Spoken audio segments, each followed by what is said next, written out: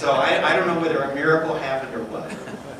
But one of the things that I have had to help our risk management department understand is that I am willing to take a calculated amount of risk to do these kinds of things. You know, I'll give you one other example. I was shocked to find out that this principal was in all kinds of trouble because a class had gone out on Occoquan, the Occoquan River? Yeah, the Occoquan River that runs right through Occoquan, a historic area, to do some kind of outdoor education kind of thing. And I just by happenstance found out that she was in trouble for doing that because it violated school board policy and regulation. And I said, what is that all about? Oh, you can't take kids out on the water. Well, why is that? Well, you know, back in 1962, some kid fell out of a boat and almost drowned out. We cannot stop these things because something like that can happen. I mean, we have accidents in schools with all kinds of handrails and everything else, and a kid gets hurt in a school. So accidents are going to happen. It's how do you plan, how do you prepare, how do you supervise? So we changed that policy and that regulation. But again, one of the things that's nice about being a superintendent is I make it really clear, we want this to happen. I personally want this to happen. So whatever the obstacles are, work through them. 2 more points.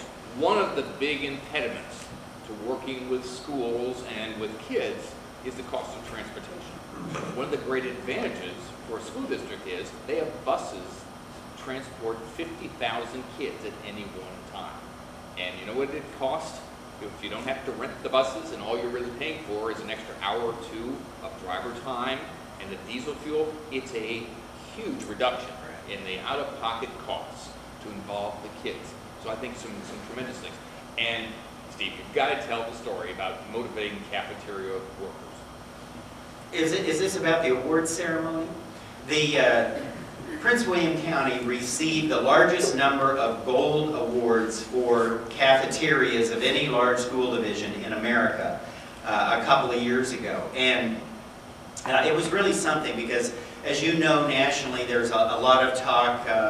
The First Lady Obama has helped to lead this initiative about improving nutrition in the school lunch program, and that legislation just passed. And it was fascinating because just a couple of weeks ago, people were scrambling all over America. We got to block this. We got to stop them from doing this. And so, you know, whenever this kind of stuff goes on, I always go to like the head of that department and get their opinion. So I contacted our food service director, and she said, no, I fully support this. Well, you know, I'm told this is more government regulation and on and on and on. And she said, Steve, these improvements need to be made.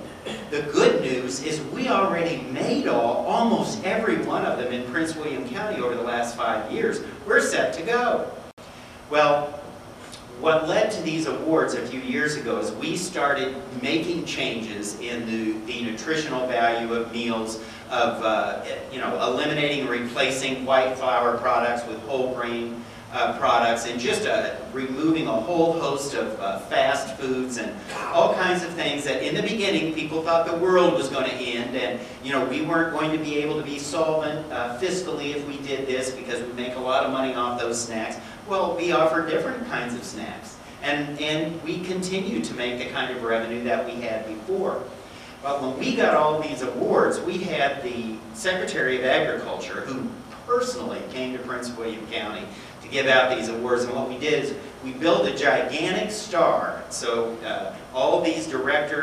each individual school who won a gold award, their director of food service walked through the star, and there was music kind of like the Emmys, and they were presented a trophy.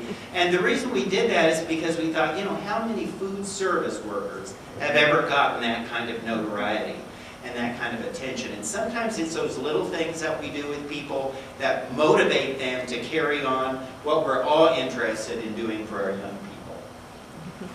Well, thank you for having us here.